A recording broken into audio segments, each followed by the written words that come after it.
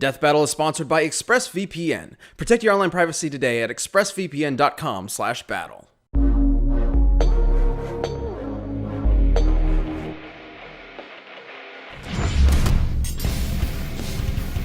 Mankind has always looked to the past with regret for mistakes, and to the future for the chance to correct them. But what if the past and future could be visited at the same time?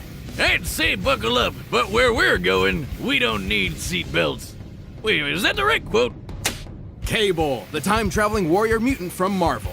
And Booster Gold, the greatest DC Comics hero you've never heard of. He's Wiz and I'm Boomstick. And it's our job to analyze their weapons, armor, and skills to find out who would win a death battle. Our convoluted story begins with the supervillain, Mr. Sinister. With a name like that, you'd just be disappointed if he wasn't a supervillain. In an attempt to destroy another supervillain, Apocalypse, Sinister planned to create the ultimate mutant. So he decided to, breed the X-Men Scott Summers and Jean Grey. Alright, weirdo, I mean, they're already in a relationship. Just one little problem. By the time Sinister was ready, Jean was kind of dead. No problem for Mr. Cinny. He just cloned Jean, got the new her in bed with Cyclops, and bam! Out popped Nathan Summers, Marvel's ultimate baby. Of course, we're talking about comic books here, so Jean eventually came back to life. After dumping the clone, Scott and Jean decided to raise baby Nate together. Oh, how nice! I love happy endings. Until Nate was kidnapped by, ironically, Apocalypse. Apocalypse infected Nate with the techno-organic virus, a liquid metal that converts organic tissue into cold, unfeeling steel. It's basically cyborg herpes, and just like the real thing, there was no cure. Trust me, until a lady from the future showed up. Long story short, Scott and Jean allowed Nate to be taken 2,000 years into the future in hopes of a cure. Unfortunately, there wasn't one, because the future world was ruled by, of course, Apocalypse. So now, poor Nate's got an incurable robot virus and is stranded in a post-apocalyptic apocalypse future. What a ripoff. Well, it's not all bad. As the techno-organic virus took over Nathan's body, it enhanced his strength, speed, and endurance. Most notably, he gained a powerful metal arm and a cybernetic eye that can see in infrared, track objects 2 miles away, and fire lasers. And if any part of his robo-self is damaged, he can just put it back together lickety-split. He's more than just a cyborg, though. His training in the future turned him into an incredible hand-to-hand combatant and tactical genius. And like any good 90s comic book hero, he often comes to fights packing some totally awesome heat. Machine guns, laser guns, a doohickey that can control dinosaurs? What more would you need? He became a gritty savior of the future, where everyone knew him by one name: Cable. Unfortunately, despite being in the future, he was running out of time. The virus would eventually overtake his body and destroy him. Good thing Cable's not just any mutant, he's an Omega level mutant, which means his power is ultra maximum level. Thanks to his parentage, Cable possesses incredible telekinetic power. He can move objects with his mind, create force fields, disassemble complex technology, and even manipulate matter down to the atomic level. He uses this TK power to keep the technovirus at bay. Yeah, he's constantly pushing the virus back 24/7. How does he do that in his sleep? His telekinetic powers are so strong that he once stopped 247 enormous missiles, contained their explosions, and then funneled them out of the atmosphere. Badass. He's also a telepath who can read and control minds on a planet-wide level. He can even shut your brain off if he doesn't like you. Wish I could do that to Wiz. Good luck with that. He's capable of ionizing the entire planet's atmosphere all by himself, and his psionic powers extend even further. He can physically displace his body through both time and space, allowing him to teleport and time travel. It was those timey-wimey powers that let Cable visit the 20th century where he met the X-Men, joining their fight for a better future in our past. And that's how he found alternate versions of himself, like a clone named Strife, a timeline where he was a she named Rachel, and another Nathan Grey who was called X-Man. Wow, really breaking the bank on the name of that guy, huh? Pretty gutsy to name himself after the entire franchise. Hey, Wiz, is that Jesus? It is. Oh my god. Holy shit, be careful of what you say in front of mutant Jesus. X-Man's potential is incredible, a showcase of the almighty power Cable could have if not for the techno-organic virus. So Cable said, screw this bullshit and straight up pulled the virus out of himself.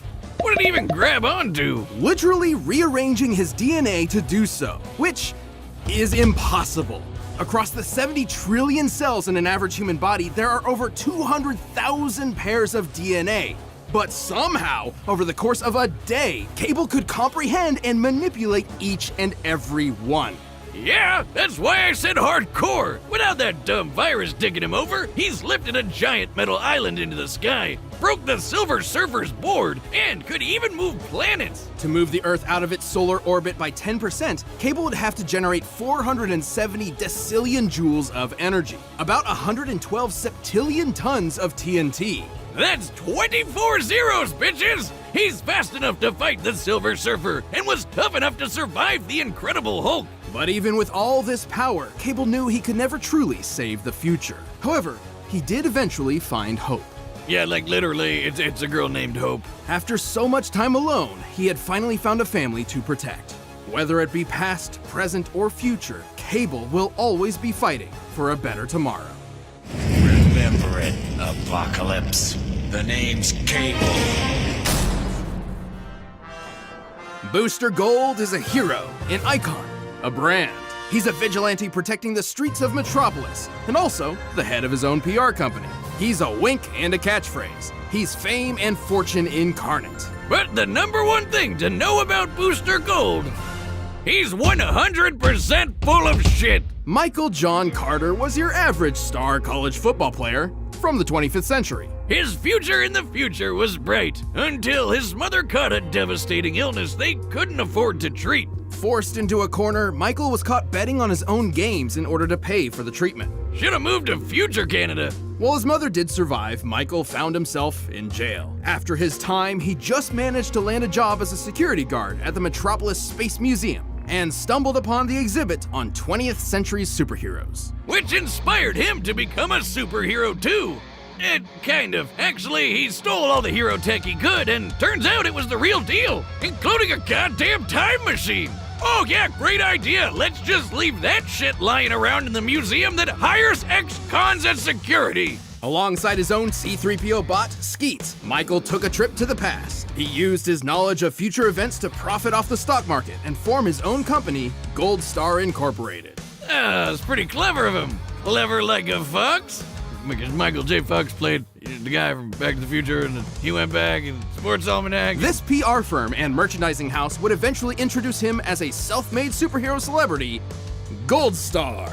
Except Ronald Reagan misheard the name as Booster Gold, and it stuck. Well, now he sounds like a trading card pack. Don't get the wrong idea, Michael didn't initially become a superhero for altruistic means. Even Superman, the most positive man alive, believed Booster Gold to be a huge dick.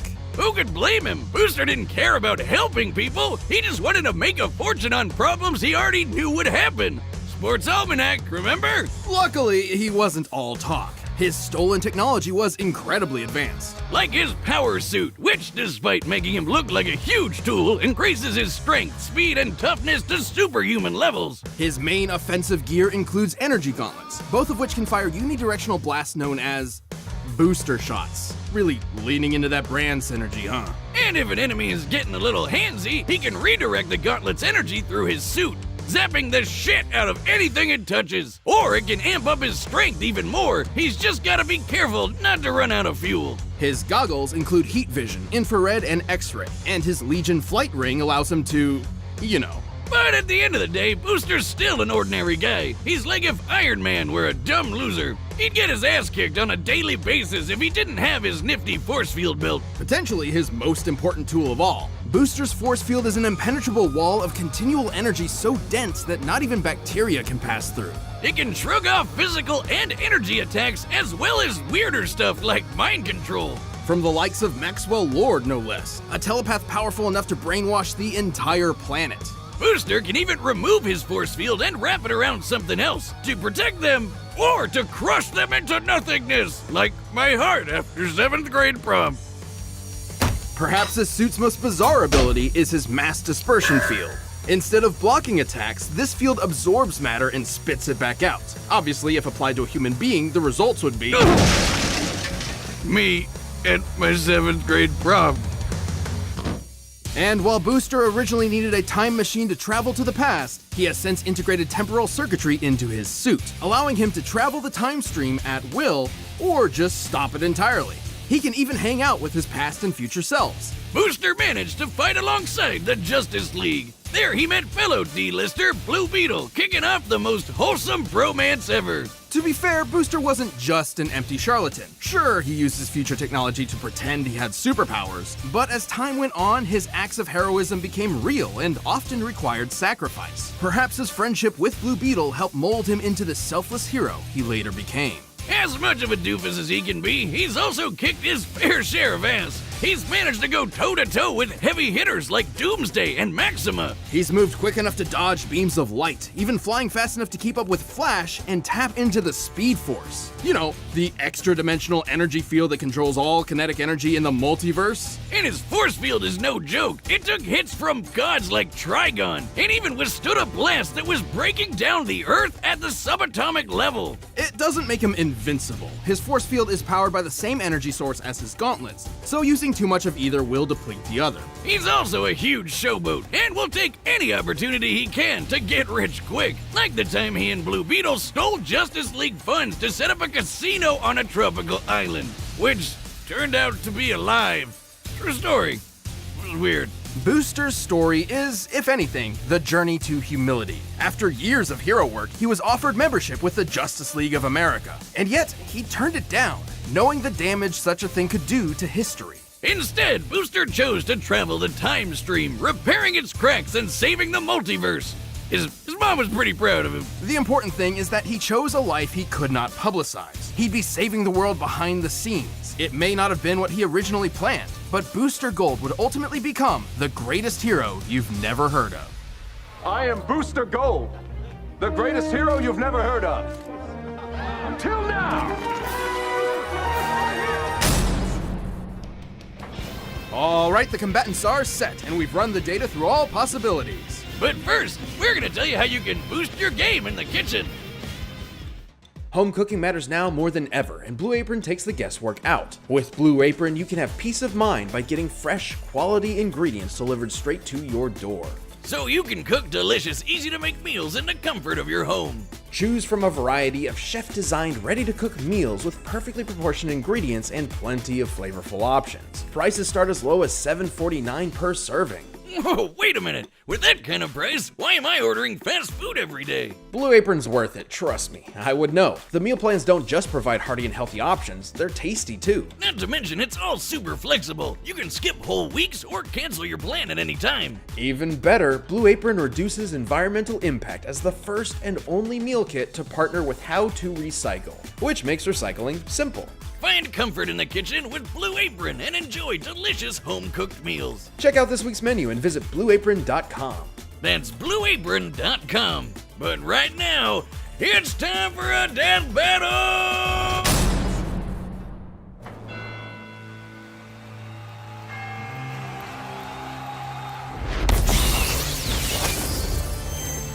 Huh? Hey, buddy, do you mind? You're hogging my spotlight here. You look like an idiot. Oh, I get it. You want to take on the champ to boost your street cred, right? Oh, okay. Well, if it's a fight you want, it's a fight you'll get. The pavement will be stained with your blood. What? Wait, is this guy serious?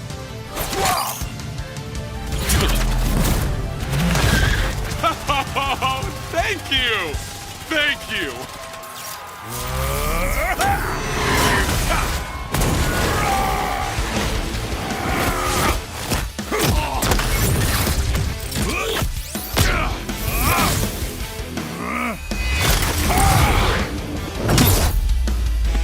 All right, douchebag, you want some of this?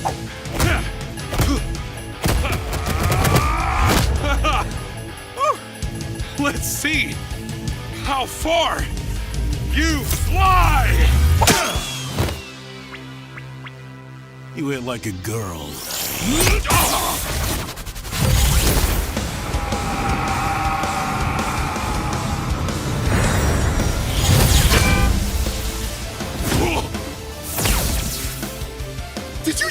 push me into next week? Or a million next weeks? Ah!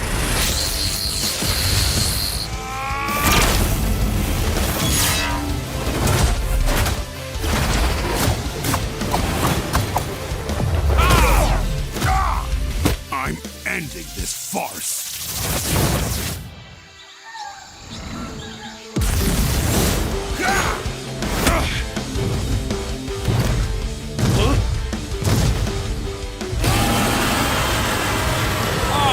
Come on! I set this up while you were playing Roadkill. Funny how time travel works. Oh, hey! I can do that too! In fact, it's kind of my thing. So, here's an army of me's from every second we've fought so far.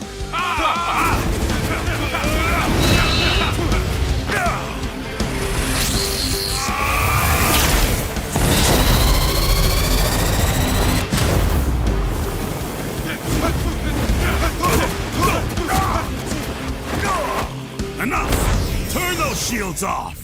Oh, no! A voice in my head must remove force field! No! Finally, your time just ran out. What? Oh, wait. Did you think you made me turn my force field off? No, it's too strong for that. I gave it to you. I'll see you in hell, you goddamn golden asshole! Haha! Boost terrific! KO! No! Seriously? I know it seems ridiculous, but Seriously! How did that golden dingus beat mutant Jesus? well, it sounds crazy at first, but Booster Gold actually had everything he needed to take Cable out. Cable's powers were way more versatile and deadly than Booster's, and his lifetime of experience in the trenches made him the more well-rounded soldier overall. But Booster had plenty of deadly weaponry in his own right, though his saving grace was that force field, Sure, that thing survived some crazy stuff. including every single thing in Cable's arsenal. For example, Cable's telekinesis could move a planet and rearrange cells, right? Well, Booster's force field survived planetary destruction at the subatomic level, similar to a nuclear bomb, but on a massive scale worth about 14 tenatons of TNT, over 100,000 times greater than Cable's power output. That's 40 f***ing zeros, bitches! Holy mutant Jesus! And remember, his gloves use the same energy as the shield, so that means Booster is packing some serious heat. Even in Cable's fight with the Silver Surfer, while he managed to keep up for a short while, once the Surfer got serious, the fight was over pretty quick. Meanwhile, Boosty's over here in the same league as speedsters like Flash. And I know what you're thinking. What about Cable's mind control powers? Well, Boosty's shield protected him from Maxwell Lord. Whose mental powers, like Cable's, could also span an entire planet.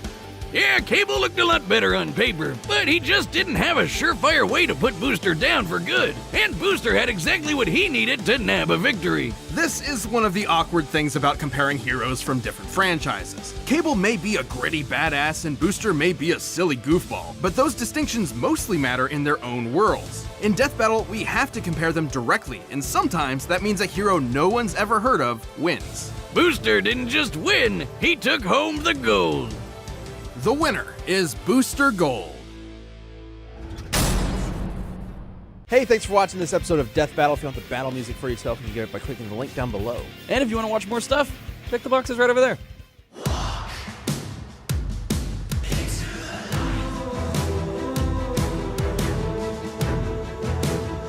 Hello there.